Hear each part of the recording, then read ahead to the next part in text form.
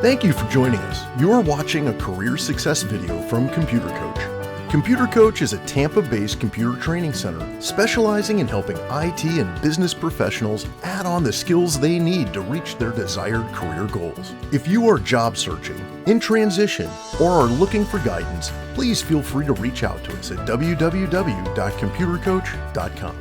Now, let's get started. So if this is your first time joining one of our workshops, my name is Cassandra and I am with Computer Coach. So Computer Coach is a technology training center. We focus on upskilling individuals within the tech or tech adjacent space. And that's going to be through certification training, boot camps, and skills training. So if you're in the Tampa Bay area and you are looking for opportunities to upskill, maybe you are unemployed or affected by one of the recent layoffs, there are training grants available that will pay 100% of the cost for you to upskill with us. So there's no out of pocket for you. And that does get you those certifications. So I will drop my contact information into the chat, so feel free to connect with me. And in the meantime, let's all make sure that we are taking advantage of this time and connecting with one another by dropping our LinkedIns into the chat so that we can all grow our network. So I am going to drop mine. And Danielle, do you want to go ahead and introduce yourself? Sure. I'll just briefly say I'm Danielle Ori. I'm the Director of Career Services at Computer Coach. I have the distinct pleasure of working with our customers to empower them in their job seeker journey, helping them with resume reviews and coaching and mock interviews and things like that. So it's really great to be able to get involved with that part of the training. You know, once they have the training and the work towards the certifications, I can help them with their job search success. And so obviously we are recording the session today. So we always get asked if this will be available. So we do have a blog where our recorded sessions are posted. Eventually, it is a passion project for us, and it's something that we do as we have time, which I'm laughing about because that's never. But if you go to our website, which is computercoach.com/blog, you will find all of our previously recorded sessions there. And then this one will make it there at some point as well. So feel free to check the blog often as we are constantly adding new content there. All right, so with that, I am going to go ahead and turn it over. We have an awesome guest speaker today who's going to be talking to us about data compliance. And so Joey, go ahead and tell us a little bit about yourself and take over. Sounds good. Give me 1 second. I'm going to pull up some things. Forgive me, I have 3 monitors, so I'll be trying to look at multiple screens as I get this going. Okay, hopefully everything's up at the screen now. Yep, we can see you. Yeah, perfect. Yeah, today, just to make sure you're in the right venue, of course, right? So we'll be talking about data privacy and compliance, protecting information in the digital age. I will have my LinkedIn. So I use very often, I like to use QR codes. So I'm Joey Hernandez. I've been working in the security industry and communications for about 30 years. Time does fly when you're having fun. That's why I was laughing when Cassandra was talking about having time. Always busy. Matter of fact, I just came off of doing some cyber security support for the military in Davis-Monthan in Arizona. I've been doing this for about 30 years, about the last 5 years working for SecureWorks, a cybersecurity company, one of the Dell Technologies companies. Worked across Europe, Middle East, and Africa. US, of course, with government entities, and most recently back here in Tampa, which is great because the weather is wonderful, and especially since it dropped 20 degrees yesterday while I was out jogging. But it's nice to meet everyone, and feel free if you can get the QR code. Otherwise, I will put my LinkedIn information at the last slide. Now, for a little bit of fun, these last 2 years, I spent some time putting together some books with regards to some of the things that I thought was the most concerns in the community that we work in cybersecurity. We had a lot of folks that didn't know how to get prepared for ransomware, and then also having to deal with cyber insurance. And we'll get into a little bit about cyber insurance as we walk through. And you will have these slides, of course, but these are right now they're free. I put them out there for free on Amazon. If you're a member of Amazon, you'll be able to get them for free. So feel free to click on the codes and get after that. I'm going to talk a little bit first up to, kind of intertwine what it is. Very often in cybersecurity, we see folks that say, hey, compliance and governance is on this end, and we have the technical aspects of cybersecurity. Okay, well, they're never going to meet, right? This Venn diagram is never going to occur. But we know that that it does occur. It is true. The problem is we don't always look at it like that. So as you learn some of these things, you'll be better functioning for your organization by really understanding that these things do intertwine. We talk about some of the topics we had from the very top, which is understanding importance of it, best practices, some strategies, the role of data and privacy from an officer perspective, being the person who's in charge of this. And they call it many things, DPO, sometimes they call them, you fall under the CISO environment, and we'll get into this piece of it. And then navigating the ethical challenge, because right now we're seeing a lot of issues. We'll talk a little bit about what Florida is doing, but then also really what the U.S. is doing compared to other nations around the world. So first off, as I said, I work for a security company, so we have an endpoint security solution. And one of the great things about it that you never think from working in the actual industry is that you get a lot of information from it. And so what we've been able to do from our counter threat unit is look at and understand that all the feeds that we get mean something. And so what we've discovered is that 79%, I think it's like 85% by now, is financially motivated. Why are bad actors doing things? Right. And of course, you're thinking, well, of course, it's financially motivated. Nobody's doing this for fun. But understanding that there are other aspects. There's the nation state, right?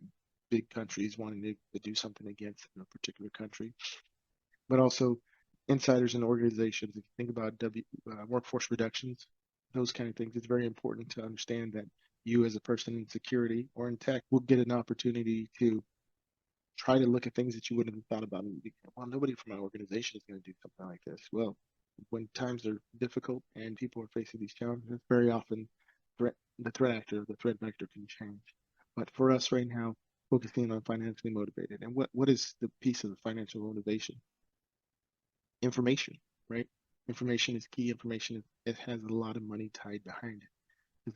You as a person, if your data is sold off, there's a lot of resources that can be linked to you. I mean, when you do things on Facebook or you do things on Instagram or any social media, even LinkedIn, and you realize you start getting advertisements for the same thing, it's because that information is being used. So now, as we look through what happens throughout the year, right, we see that we have a little bit of information from 22 and quarter one of 23, but quarter two of 23, right? That's the most recent for us.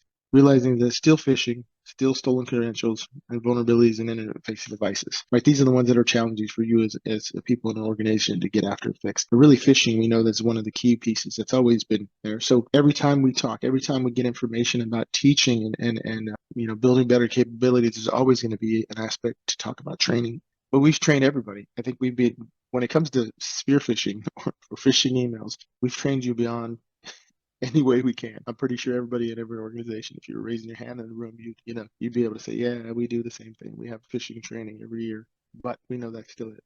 Now, vulnerabilities in internet-facing devices, right?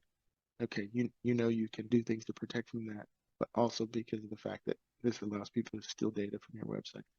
Now, stolen credentials is a little less on the person, if you will, but those other pieces are really important to understand that we have a lot of things in that. So as we walk through dealing with organizations, we look at what's important from the executives, right? Having multiple engagements with executives after the fact, doing after action reports, doing lesson learned reviews. We ask what's important to them. And so these are just pieces of information, right? That they put out. This is what they're worried about. This is what they need to fix. This is what they gotta have concerns with, right? A lot of different things. And here's where I'm trying to tie in a little bit of the technical piece to the governance, compliance, and really when we're talking about data privacy. So you see everything here, but if you're trying to get after this as somebody who's working in privacy and risk here, it's going to be difficult because you have to pick apart the things. So what I did was just cover a couple of them, right? We're not going to get into discussion too much, but really just want to say, hey, this is where, when you think about data and privacy, these are pieces, right? Cyber insurance provider, regulatory requirement, compliance, crime reporting, assessing the severity of what's going on, detailed investigation, restoring a recovery, really trying to figure out what level it is that kind of breach is. But if we went back and forth between both slides, when you look here, it's everything. It's so much, right? Sometimes they say, how do you eat an elephant one bite at a time? Well, really, you got to pick the right pieces to eat. So when you dig in, and you find out what it is that's most important to you from a privacy perspective. That's how you get better at finding out what you can do, because you can't do it all, but you can work slowly to get after the problem set. Now, getting into data privacy and data security, as I said, we were trying to pull things together, but at the same time, there is some separation, right? So we know that for data privacy, this is the compliance piece of it, right? The regulations, the rules, the information you have to create to help support it. It's very blurry in the sense because sometimes people who are working in data security, who are doing those technical things, often are doing things from a data security standpoint and not from a data privacy. So very often people move from a tech role to a management role and forget to change the hat of understanding that you've got to start with policy and nesting those policies into global policies, into national level policies and challenges. And we'll talk about this in a minute, what the US is doing or what your state is doing in particular. I apologize. So any questions so far? I see. Let me see. That's just LinkedIn. Okay. Yeah, definitely ask questions in here and feel free to interrupt or raise your hand. If I can see those, I'll make sure to stop and answer as we walk through. Okay, Noelle, you have a question? Yeah, hi, it's Noelle actually. Noelle, sorry. You just touched on a little bit about the regulations related to privacy and security, and I think in particular AI is top of mind for everyone now. I'd sat in on a webinar probably about a month ago that was talking about the regs that they are proposing in Europe, and it seems Europe always leads in terms of privacy regulations and things related to that. Do you see that becoming, and it seems we've been fighting about that in the US quite a bit, like how to lock things down, and we always seem to be lagging. What's been your experience with some of that, and do you see that becoming a reality here in the US? No, great question. So I think it's in the last section of the slide, but we'll get into just a little bit of topic on it because this has been a challenge. As I said, I just came off of working with the military in Arizona, and one of the focus areas for me there was Latin America, right? So the whole continent, if you will, and having the same conversations that I have in the industry, which is those things. What are we doing? What are we saying?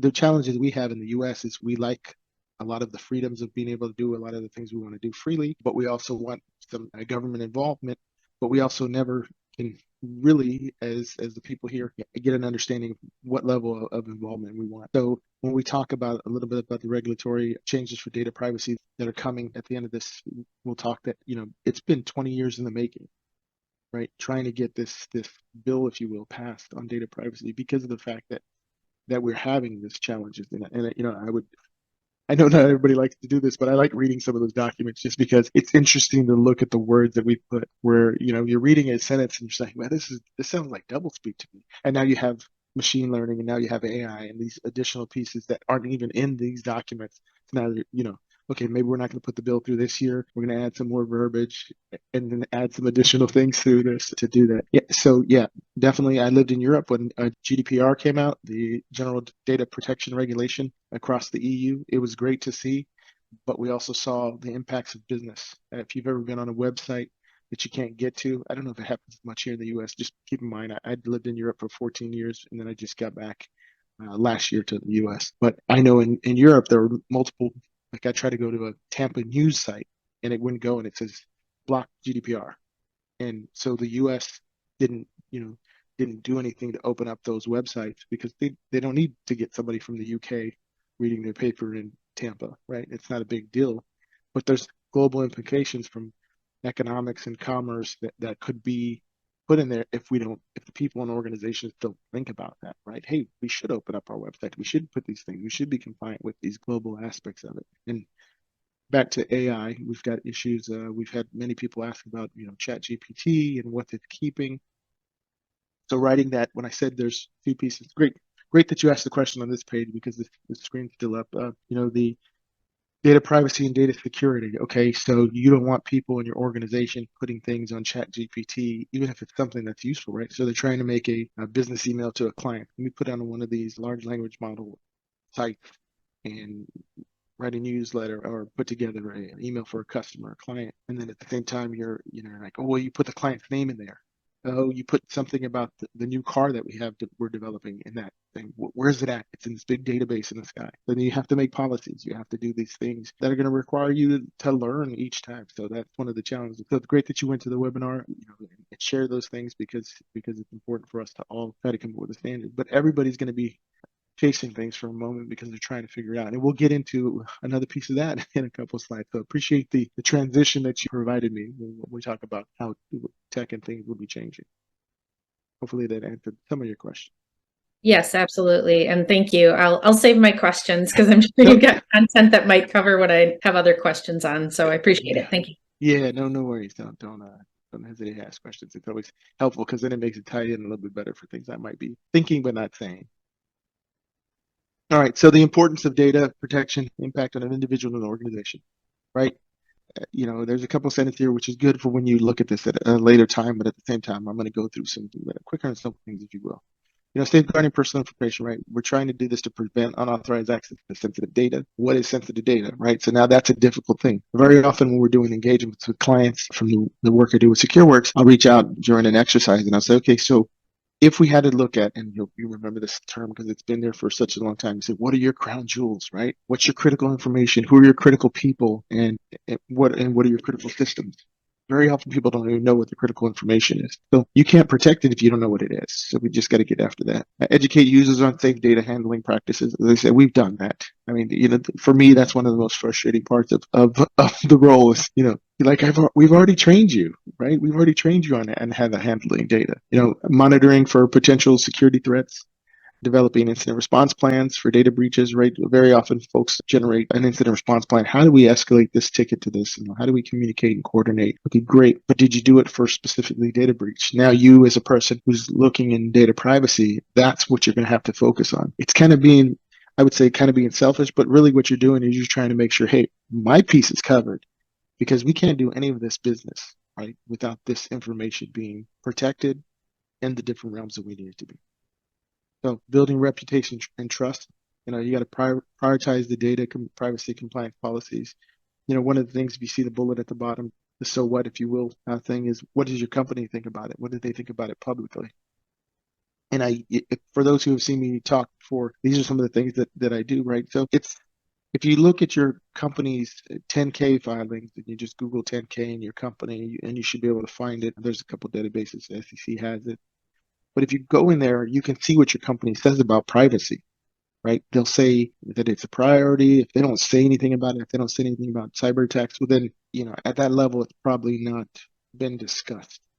At the same time, if it's in those 10K filings, those are the things that you can use to get money, right? Those are the things you can tie your documentation to. Those are the things that as you build procedures, you can make sure that things feed back to the pieces and the words that your organization says about data privacy. That's the SEC 10K filing set up. Now, moving along a bit more. So, as you have to address risk and data breaches, making sure that you invest in security measures, get that piece of the data security and the data privacy to tie together, develop plans for, how to do those recoveries and collaborate with partners. I mean, that's one of the big pieces too, is collaboration. You're not going to be able to do this all alone. So not only collaborating with people internally, but collaborating with people, those vendors that you have and that are working at other aspects of your infrastructure, find out what they're doing, find out what they do to support you on those things. I very often say, look at the service level agreements, because very often you get a better understanding if you go back and review to what is really provided to you. This will come across multiple pieces that I talk about, but implementing data handling practices that align with the current legal things. And the great part is, you as a person working in this, you don't have to take this all on. You can ask the internal legal team, hey, review this document. Does this sound right? Are we protecting the information the way we need to protect the information? What I like to do in organizations, no matter what it is, even where I just came from, is really try to demonstrate that commitment to what effort we're working on. So if you can even do a brown bag session, right? Have a lunch and learn with the folks in your team or people in the organization that are interested in coming and talk about it. Talk about how to data tag, how to make sure that they, tag information to say that this is private, that this is confidential, those things. If you don't already have something implemented automatically, work with your teams to get that. Really, you're just trying to build that foster that relationship in your organization so that they see and they understand what the things you're looking at. So I pulled a couple quick stats for 2023, and you can see that there were 73 data breaches, over 70,000 records, almost 80,000 records of information. What does that mean? Some of them can be duplicated, but at the same time, really knowing that that's a huge amount of information, right? And then we look at what happened. The biggest so far was Twitter with 220 million breach records. Yeah, it's a challenge. It's going to be there. I think, pulling up the stats for each year, you get a chance to either see that we're getting better or getting worse. But when phishing is still one of the number ways to get after this information, that makes it a little hard for us to face the challenge. So I'll talk to the picture first and then I get after it. So this is the Gartner Group's hype circle, right? What it's really used for. The hype circle is used to assess like the maturity of potential emerging technologies. It talks about frameworks and to understand the various stages of what tech is doing. And if you go look at like 2022 and 2021, it's great because you'll see that a lot of the things that we talk about if you haven't ever dug into this, you realize that this is very predictable. And it's not the end all be all, of course, but I like the fact that one of the things it talks about is, it's very small to see here, but there's this section, did it have a pointer? Yeah, let me see if there's a pointer. But anyways, in the bottom left, you can see what is expected to be going away. Or when something starts to appear on here, that means that something that used to do it is no longer there. So for instance, they have post-quantum cryptography. Now, what does that mean, right? So looking at it from a strategic standpoint, right? Post-quantum encryption is going to have to come in 2 to 5 years from now, which means that the current encryption is not going to be able to handle security measures. However, we got to work from where we are right now. So here's the best practices for data handling, storage, and encryption, right? We try to look at making sure you have developing that lifecycle management strategy, setting up clear data retention policies, making sure you label that data, making sure it's archived, and when you get rid of information, right? There's multiple reasons for it, but really looking at what it costs, that's the best way you can actually get after it.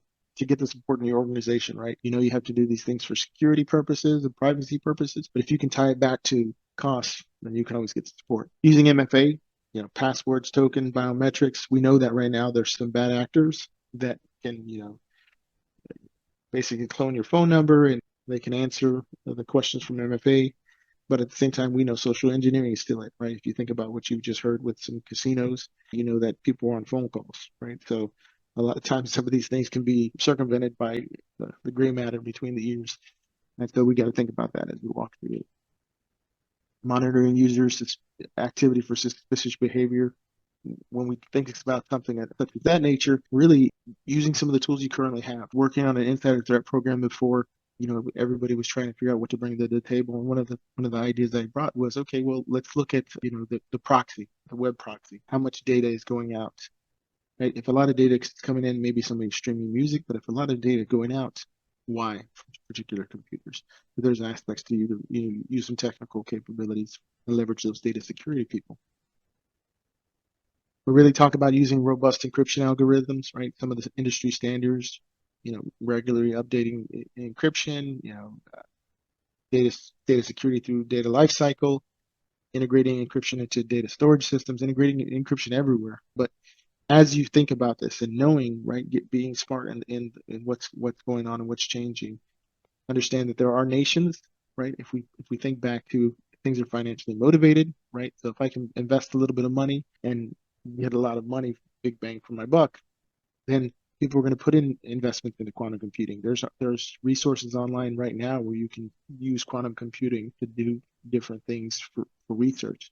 So understand that looking forward, if this, this hype circle, which has been very right for a lot of things in the past, if this is the truth, then encryption is not going to be there to support us the way it is right now. For at the next 2 to 5 years, then we got to really understand that we're going to be challenged with this, and you're going to have to make efforts to circumvent and even leverage quantum computing for encryption in the future.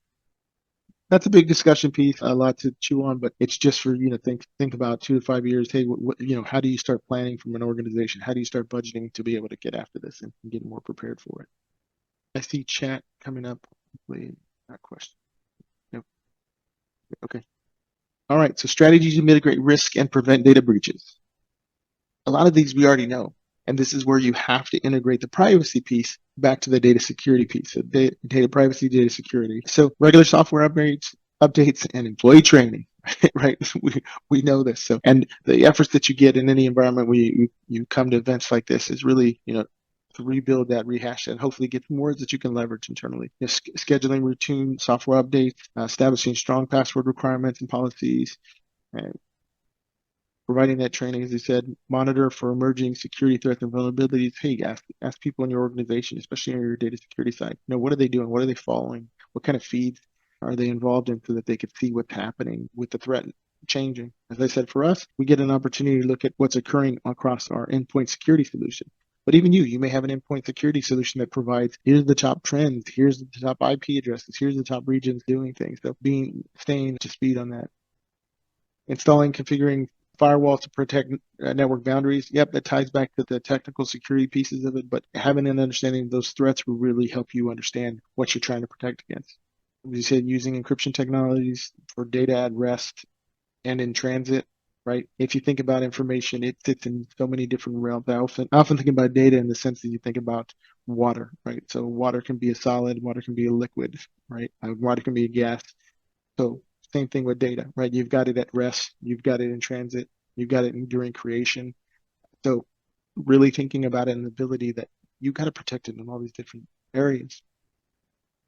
We'll talk about this a little bit, principles of least privilege, defining user roles and responsibilities, really, and not only defining it from a standpoint of a technical piece, but documenting it, right? I'll get into that. So, and then monitoring user activity for potential abuse of privileges. Okay, great. So we're looking at these pieces of technical information, but are you meeting on it, right? Are you having a meeting, a data privacy meeting, an insider threat working group that you check things every once in a while to see to see what's happening from this data standpoint. So it's really important that you get that understanding who's got what roles, responsibilities, not only from a functional standpoint, but in the event that there's some kind of data breach, right? Being able to hold some of the other pieces and aspects of your tech team, the information owner, the database system owner. Who are they and what are they doing when there is some kind of data breach? Because everybody's going to be responsible to take on some tasks. I really talked to you about earlier, partnering with third-party vendors, right? You have, and so there's an interesting piece of partnering with those people who are supporting your organization from a technical standpoint, understanding what they're doing with your data, understanding how they're protecting your data, and understanding any of the things that they've already created, right? Because if they're a vendor, they've probably gone through a lot of the scar tissue that you're trying to develop. So ask. I mean, I've definitely had people reach out and say, hey, we've done this with your organization. Do you have this kind of document? Do you have the top 10 things that you're worried about? So getting that insight is really helpful. As I said, review those vendor contracts, those SLAs, and making sure that not only they're aligned with what you need as an organization, but really what's going on in the industry, right? Because as things change, you need to make sure that they're also changing. Now, this was a big conversation, the last couple of years, but we'll talk about it. So zero trust versus principle of least privilege. A lot of words there, but really just highlighting for you what the biggest thing is. So if you look at the top picture, that's principle of least privilege, right? And I always use, because I've worked in this environment before, from financial services, right?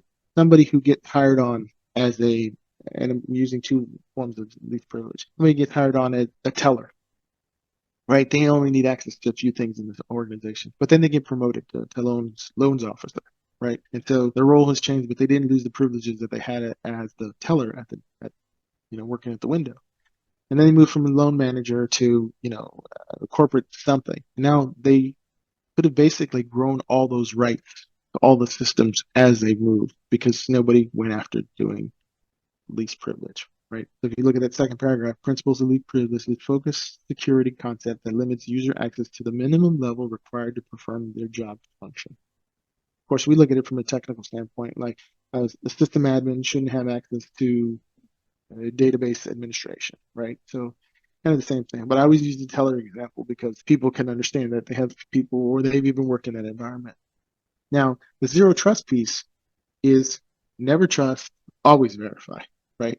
Which is what a lot of things we should do in life. But really, zero trust is the overarching, and I have it up here, overarching cybersecurity strategy that assumes no trust between different entities, right? So now you have things out in the cloud. Now you have apps on phones. Now you have all these different things that we're playing. Now you have people bringing their own computers to work, right? To use their own personal devices. So this approach is, never trust those between the different entities and establish strict access controls requiring verification for every access request, right? It's never trust, always verify.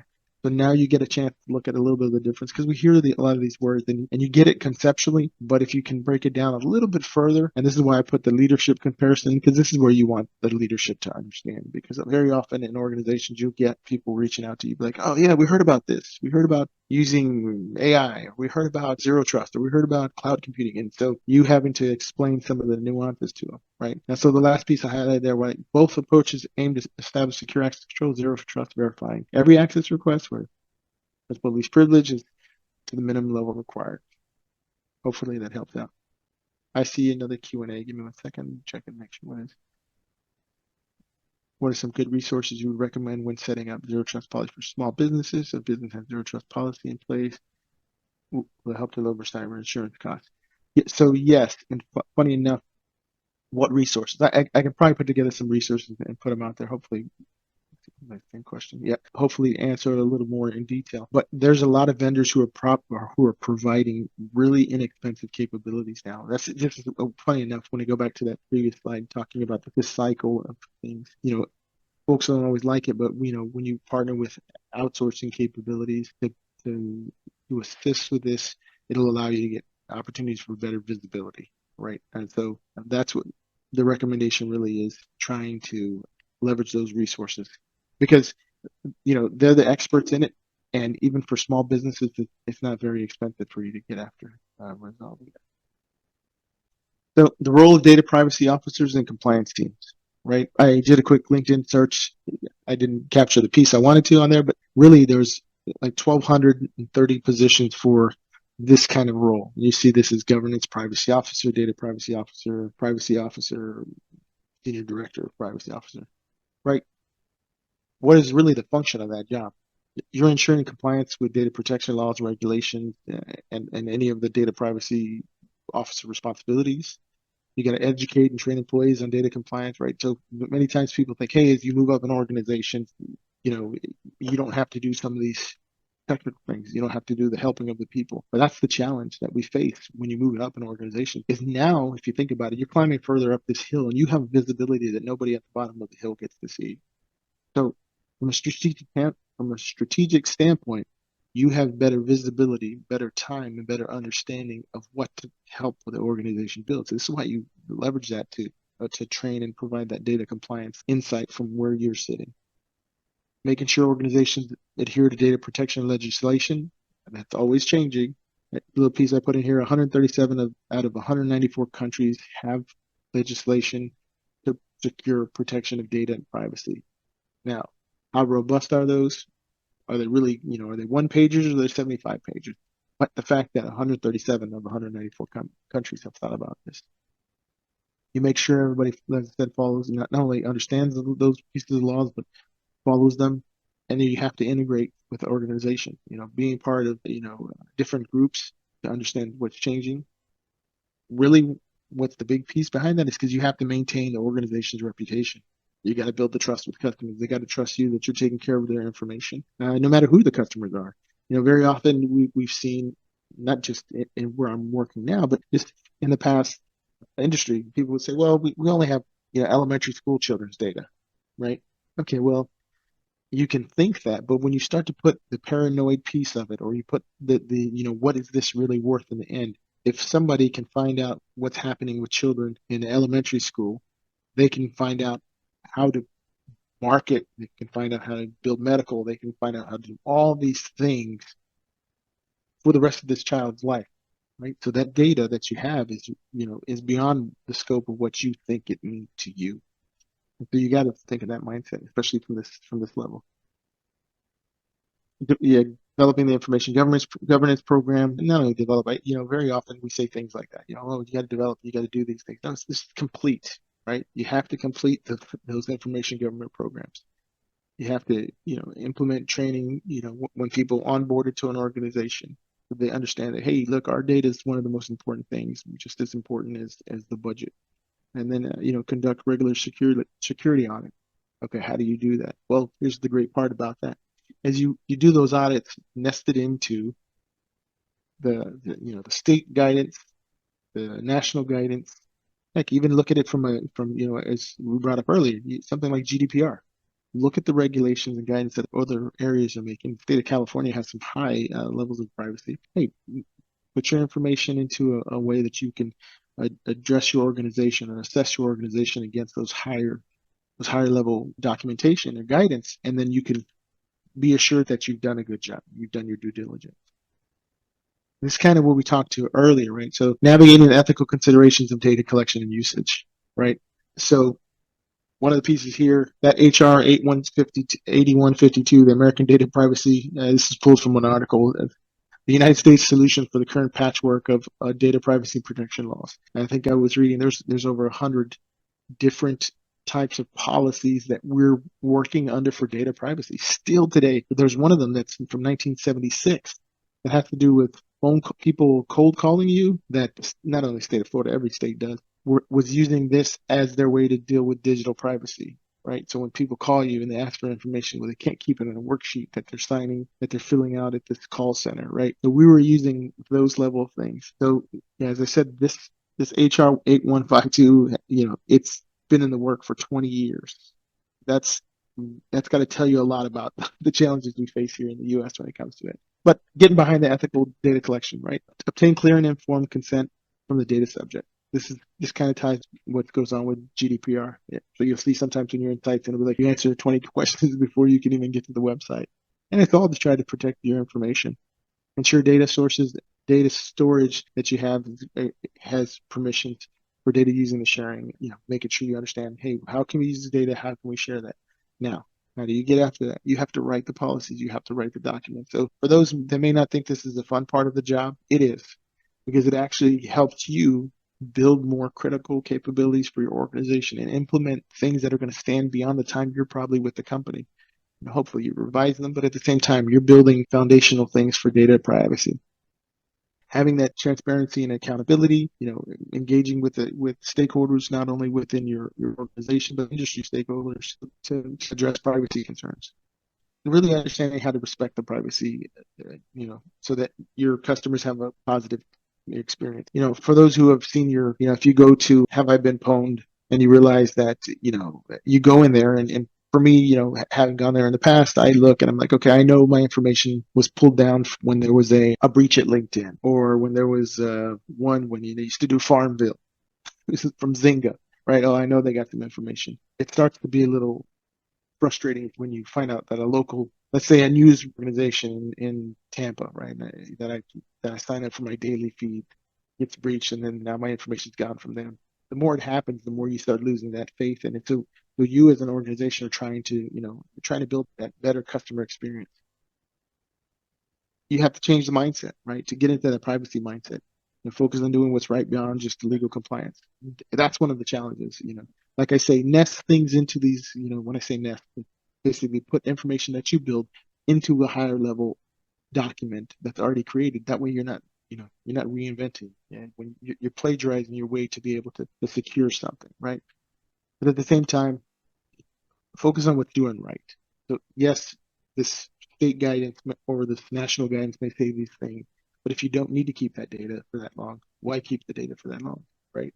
Consider the impact of data practices for individuals, their autonomy, right? And just being fair at the greater social good. And now that's a challenge in organizations where you're trying to make money with information, but at the same time, you got to look at what does that do for the long-term reputation of your organization. Maintain accurate and reliable, as we talked at the very beginning, ethical things when it comes to AI and compliance, but at the same time, thinking how you have to do it internally and externally. How you protect the information for your clients, how you protect the information for your employees, how do you protect the intellectual property from your organization. So making sure you do that through various efforts like implementing data validation and cleansing processes to ensure the right data quality exists. The biggest thing here that you can see from the images really is that some of the things that have gone into effect. But the interesting part is I think Facebook has been really broad, and I'm just using them as an example, that they're a bad guy, or Meta, whatever the name is now, right? But they've been around since 2008. So when you look at some of these laws that just came into effect for privacy, I mean, they're way off the time frame. So this is why you can leverage a lot of these things to try to build your own internal policies. As I said, you plagiarize in your internal document to make sure that it aligns with some of the best privacy things that are out there. We said that HR 8152 has been in the works for a long time.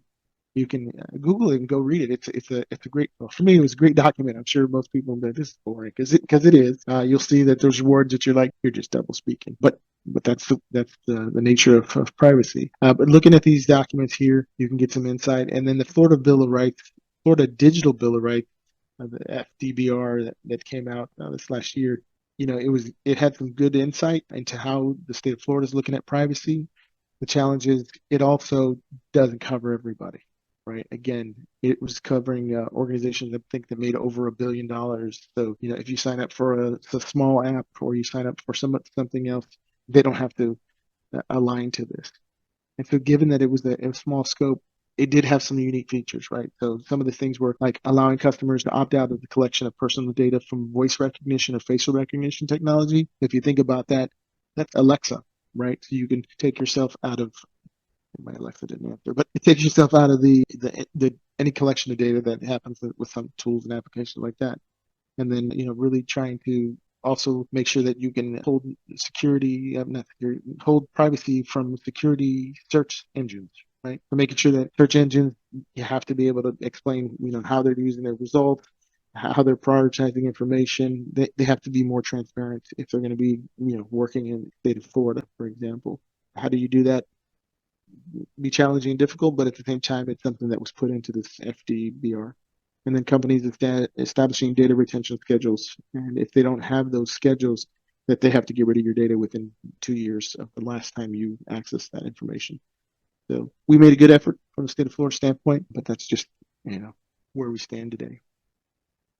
So that's my last slide, covering the topics we had for today's presentation, and we definitely want to give you some time to ask a few questions. So I apologize for taking too much of your time out, but I'll stop sharing and feel free to ask questions. All right, Joey, thank you. Let me just go ahead and stop the recording at this time. To learn more about our training programs, classes, and what sets us apart, please visit our website at www.computercoach.com.